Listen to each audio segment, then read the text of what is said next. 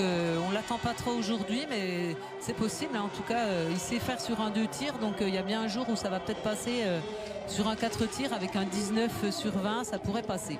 Et derrière, la meute est lancée, hein, parce que derrière les 40 secondes mises par Julian Eberhardt au reste de la concurrence, derrière c'est beaucoup plus resserré. On a des écarts effectivement dignes d'un sprint. Bailey, Fourcade, Landertinger, les sœurs, il parlait de revanchard Alexis Boeuf dans la prise d'antenne. Effectivement, il va falloir faire attention à cette patrouille allemande, des Autrichiens également qui sont très très bien placés, hein, puisque Landertinger 4e et Simon Eder 8e, 3 parmi les 8. Le deuxième tricolore s'était lancé, Simon Détieux avec le dossard 11, le départ tout juste de Jean-Guillaume Béatrix.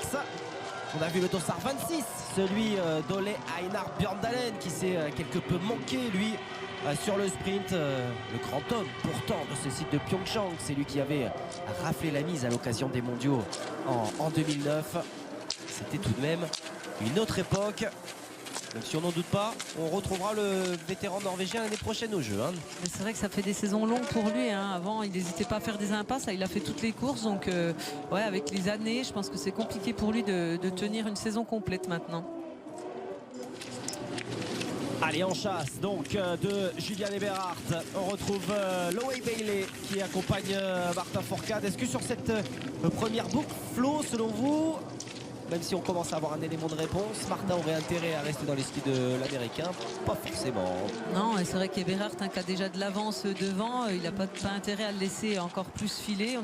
Il sait très bien aussi qu'Eberhardt, hein, sur ses 4 tirs, il a vraiment du mal, il n'est pas du tout sûr. Donc il faut tout de suite aller essayer de chercher. En tout cas, il en verra un peu plus après les couchers, mais il faut vraiment déjà pas laisser encore filer du temps.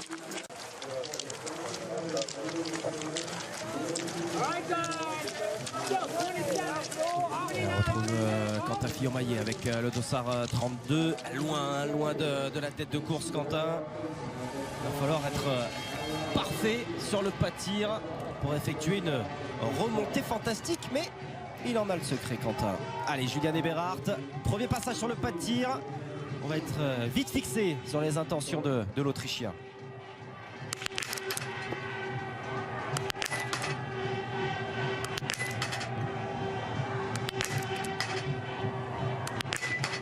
Ouais, c'est fort, quelle belle entrée en matière de la part de Julian Eberhardt. Il n'a peut-être pas pris, ma chère Florence, un maximum de risque sur la vitesse de tir. En revanche, c'était bien installé, constant. C'est bien là l'essentiel. Oui, il y a eu 1 ou 2 balles un peu limite, mais bon, il a bien fait son tir quand même. 5 sur 5. Après, est-ce que lui, il a besoin d'être tout seul comme ça devant? On va voir aujourd'hui. C'est un petit peu moins de stress. Il a peut-être plus le temps de poser son tir.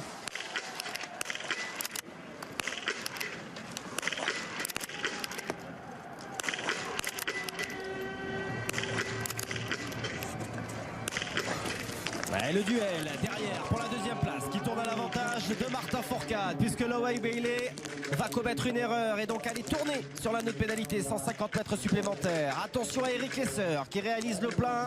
On sait qu'il aime ce genre de mano à mano, même si c'est plutôt sur les 2 bouts qu'Eric Lesser est en difficulté. Ça passe pour Landertinger, ça passe pour Garanitchev, pour Simon Eder également. Les Autrichiens sont bien. On a vu qu'il y aura un tour pour Simon Détieux du côté des tricolores. La remontée d'Anton Chipoulin peut-être qui débute là avec le plein pour le russe. Ouais, c'est bien de la part de Simon Fourcade qui lui aussi réalise le plein, tout comme Jean-Guillaume Béatrix. C'est positif de manière générale pour les Français ce premier passage sur le pas de tir.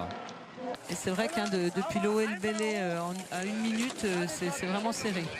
Et vous n'hésitez pas bien sûr à nous poser vos questions, vos réactions également sur les réseaux sociaux, le hashtag l'équipe biathlon.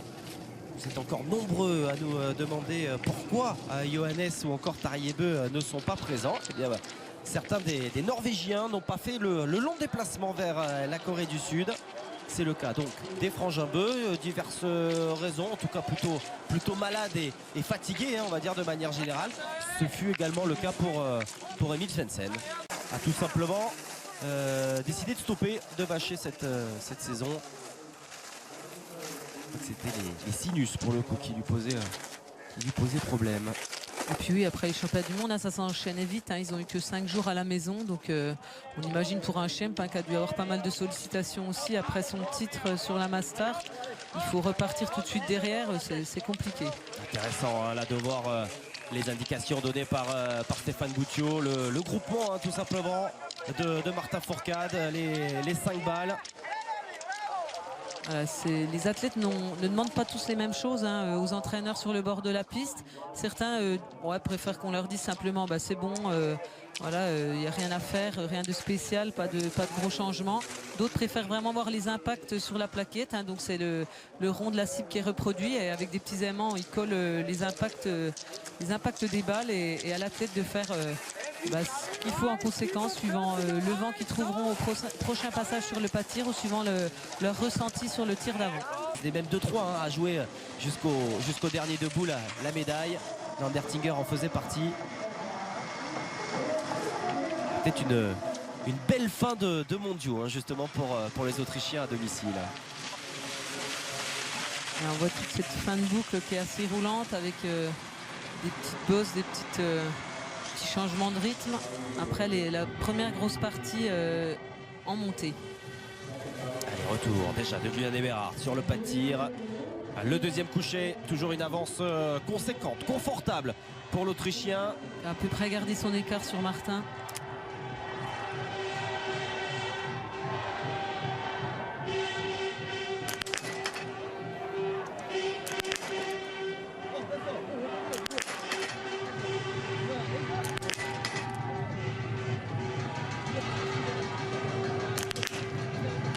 Ouf, ça fait deux. J'allais parler d'une première possibilité pour Martin Fourcade de revenir. Le petit coup d'œil, bien évidemment, de Martin sur la cible numéro 1, celle de Julian Eberhardt. Là, c'est tout bon, tout de même. 300 mètres supplémentaires, à Martin d'en profiter. Oui, Martin, c'est quelqu'un qui analyse très vite les choses. C'est sûr, il a jeté un petit coup d'œil sur la cible d'Eberhardt. Et forcément, ça donne des idées.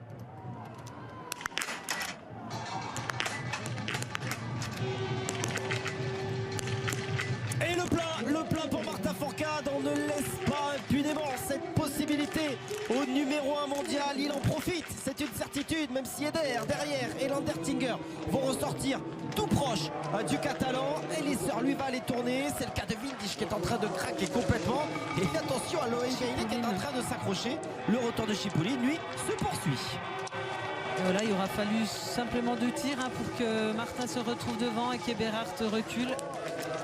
On suit également les tirs des autres tricolores avec Jean-Guillaume Béatrix qui va profiter également d'une belle remontée. C'est le cas pour Simon Fourcade. Superbe coucher hein, de la part des deux Français qui vont être tout proches du top 10. Peut-être même l'intégrer. On va suivre ça avec attention. Mais la belle opération, elle est à mettre au crédit de Martin Fourcade qui va être devant. Une véritable patrouille russe, car même si Julian Eberhardt est allé tourner à 2 reprises, il ressort en 4e position derrière ses 2 compatriotes Eder et Landertinger. Ce sera donc 8 sur 10 pour Fabien. Allez, le travail a été fait sur cette première moitié de poursuite. C'est vraiment la course. Alors il y en a quelques-unes, hein, c'est sûr, de courses et de formats sur lesquels il excelle. Et là franchement la poursuite, la position de chasseur lui va si bien. En témoigne tout simplement les 5 dernières victoires, hein, les 5 dernières poursuites, elles ont été remportées par Martin Fourcade. Il n'est pas loin du grand chelem, hormis celle d'Östersund où les Russes l'avaient mis en échec, Tsekov et Babikov. Et avec notamment le titre mondial, hein, c'était sur la poursuite aussi. Exactement. Alors si les Russes l'avaient mise en échec à Östersund, ce pourrait être certes Anton Chipoulin, même s'il y a encore quand même de l'écart sur Chipoulin qui remonte tout de même de la 23e place déjà en 5e position. C'est tout simplement remarquable. Mais les Autrichiens ont l'air quand même bien pour tenter de barrer la route au 12e succès cette saison de Martin Fourcade. C'est toujours bien hein, d'être derrière quelqu'un, de ne pas avoir à réfléchir, de s'accrocher à lui. C'est vrai qu'Eder a plus de mal, hein. Il y a un petit espace. Allez, concentré, hein, comme dit Steph. Même s'il est devant, là, il ne faut pas sortir de la course. Il n'y a que une petite dizaine de secondes hein, entre lui et les Autrichiens. Il y avait 6 secondes 8 après le tir debout. mais cet écart qui augmente hein, tout de même à la faveur de Martin Fourcade. Plus de 10 secondes désormais d'avance sur les 3 Autrichiens. Pour Martin qui est peut-être en train de se créer la possibilité d'une balle bonus sur ses tirs debout. Une demi. Allez, une demi effectivement pour l'instant. J'espère qu'il y en aura une complète peut-être avec toutes les boucles qu'il reste encore à parcourir pour les biathlètes. On a vu ce matin que la glisse a fonctionné vraiment très bien avec les filles. Anaïs nous l'a dit. Donc, encore une fois, souligner le très bon travail des techniciens qui sont là eux aussi pour prendre des repères pour l'an prochain, pour travailler tout, hein, les structures, le fart, le travail sur les skis. C'est beaucoup de temps, de recherche et il y a beaucoup de paramètres à peaufiner, à aller chercher.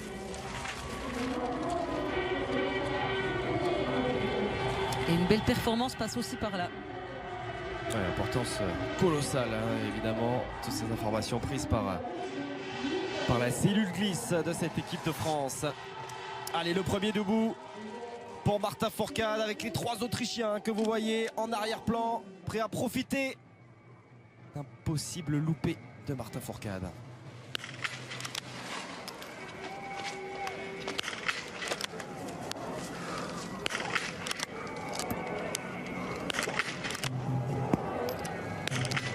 Et le sans faute qui se poursuit pour Martin Fourcade, le Français qui ne laisse aucune opportunité, un petit peu à l'image de Laura Dahlmeier. La rapidité du gaucher Simon Eder qui va prendre la 2e position. Julian Eberhardt qui tient bien et qui ne foire absolument pas ce premier debout. C'est le cas de Landertinger également. Sont forts les Autrichiens derrière parce que Martin met la pression. C'est le cas également de Tchipouline. Ça tire très bien pour ce top 5. Ah, fabuleux là devant. Il est beau debout. C'est moins le cas derrière, même si Lucas Hofer va du coup récupérer la 6e place. Qu'elle est dure à lâcher cette dernière balle pour Benedict Doll qui va être manqué. Le plein également pour Simon Fourcade. Quelle belle course.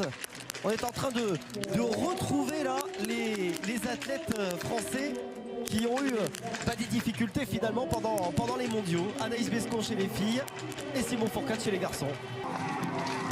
Il faudra patienter un petit peu plus hein, pour trouver Quentin Fillon-Maillet et Fabien Claude. Quentin qui est en train de tirer, qui réalise le plein. Ça c'est une bonne chose.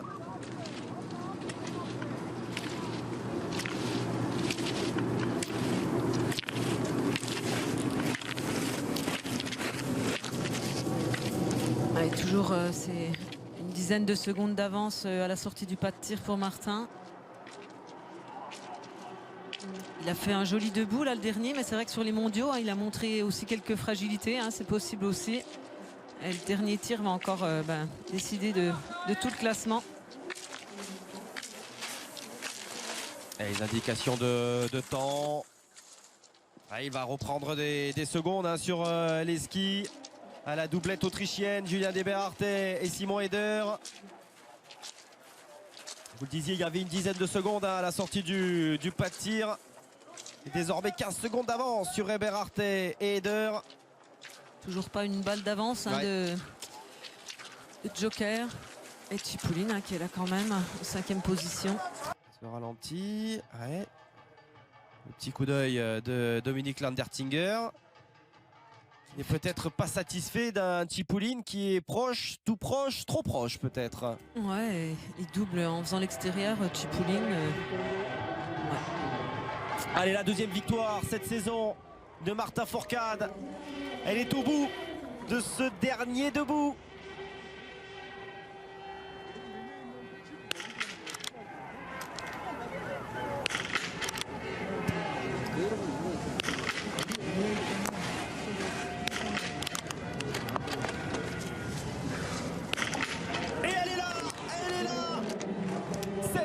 Victoire, le sans faute, le 20 sur 20 pour Martin Fourcade qui va se diriger donc vers un 12e succès cette saison, égalé par la même occasion Olaine Arbjørndalen, d'autant plus que Simon Eder a craqué 2 fautes pour Simon Eder.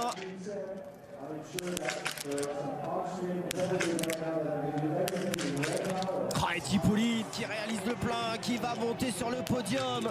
Ça aussi, c'est fort de la part d'Anton Tchipouline. Parti 23e. Bref, mathématiquement, Tchipouline va pouvoir encore jouer le petit globe de la spécialité. Il n'y aura pas 120 points entre les deux hommes. 2 tours supplémentaires pour Lucas Hofer. Vous parliez de ce dernier debout où des espoirs peuvent s'envoler.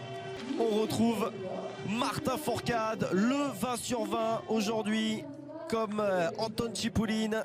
Les 2 grands bonhommes de cette poursuite que l'on va retrouver aux 2 premières places. Ah, comme Dahlmeier, hein, il a sorti quand même le 20 sur 20 aujourd'hui. Avec toujours de bons temps de ski. Écoutez, c'est une belle manière en tout cas de débuter ce samedi royal sur la chaîne L'équipe avec ce podium d'Anaïs Bescon sur la poursuite féminine et cette victoire désormais qui se dessine. Les indications données par Julien Robert. Voilà, il sait comment il doit finir un peu cette course, cette boucle. Toutefois, il y a quand même un écart assez conséquent. Et on aura l'occasion d'en reparler, hein, mais on va parler aussi du très bon résultat d'ensemble de la part de cette équipe de France masculine avec Simon Détieux et Jean-Guillaume Béatrix. Alors on va voir comment il se comporte sur la dernière boucle, mais potentiellement on peut avoir 3 Français parmi les 10. Et finalement, c'est assez rare pour le souligner, hein, Flo, d'avoir ce bon résultat d'ensemble. On a été bien habitués chez les filles. C'était un petit peu moins le cas chez les garçons. Belle domination sur les poursuites. Clairement, ça va faire un 6e succès en 7 poursuites.